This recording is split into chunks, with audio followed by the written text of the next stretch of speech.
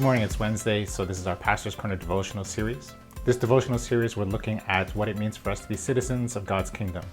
We're examining passages from Jesus' preaching called the Beatitudes to look at the characteristics of someone who would be called a kingdom citizen. And so we're in Matthew chapter 5, verse 8. It says this, "Blessed are the pure in heart, for they will see God. Blessed are the pure in heart, for they will see God." You know, this blessing here, this beatitude, it has echoes of another one from the book of Psalm 24, verses 3 to 5, which also says this, "Who may ascend the mountain of the Lord? Who may stand in his holy place? The one who has clean hands and a pure heart, who does not trust in an idol or swear by a false god. They will receive blessing from the Lord and vindication from God, their Savior." Well, let's look at this and what this means. Simply put, what are we talking about when we mean clean hands and a pure heart? The idea behind this is the idea of having a single-minded devotion to God, that all of who we are is really in pursuit of God. And this means then that who we are on the inside, there is great integrity and there is great consistency to who we become. So we're talking about being honest. We're talking about not having hidden motivations behind the things that we do. We're talking about the idea of no selfish interests, to be true and to be transparent and to be open and honest. And it's to do all this without being hypocritical. And so those two words, integrity and consistency, are really key here. You are the same person everywhere you go. It doesn't matter what situation you find yourself in, what location you're in, or what circumstance you find yourself in. You are the same person. You will respond the same way all the time. That's the idea of consistency. And our integrity is really that we would be, all the actions that we take, all the words that we speak are consistent with what our belief is, especially in our belief about God. Now, of course, there are negative ways that this can work. We can be completely consistent and integrity with wrong things. But we're talking about integrity and consistency with who God is, and therefore that informing us as to who we are. And so our integrity and consistency will always fall in line with loving God and loving others. And so it's not about, your performance.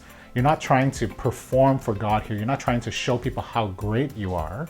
No, we're trying to simply always pursue God. And so at the end of this, when we have integrity and consistency, really what people end up seeing is God at work in us, not who we are, not our motivations, not our own self-interest.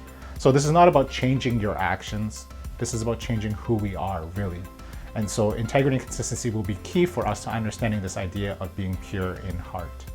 And with that, we will get to see God. And what does that mean? Well, it's not that we will maybe physically see God. After all, when the Bible talks to us about God, He's so overwhelming that we probably wouldn't be able to see Him. But I think what we have here is the idea that in our life and in our reality, we will get to see God at work. We will see how God is doing things, and we will see and understand that God is present and God is real. And it's because when we have the right integrity and consistency with our faith, we get to experience the presence of God, and we get to see how God is at work in all these various circumstances. The hard part is when our consistency and our integrity is compromised. We start to believe our own truth and not the truth of God. And therefore, with that, we believe in our own fabrications of reality. And we have to go back to God's understanding and God's way of reality. So what does this look like for you and me as we live our life today? My question then is this: are we the same person as we are at work, at home, at school, at church, at groups, at the neighborhood, at the gym, at the hockey game, at the dance recital? Are we the same person everywhere we go? And it's something for us to reflect on and think about. And the second then is to ask this: are we pursuing God? Are we pursuing God to love God and to love others above all things? Above all things. Is that the priority above our career? Is that the priority above our security? Is that the priority above our comfort? Is that the priority above my self-worth? Is that the priority above my kids? Am I pursuing God? Am I loving God? Am I loving others above all those things? So integrity and consistency is part of our idea of having clean hands and a pure heart.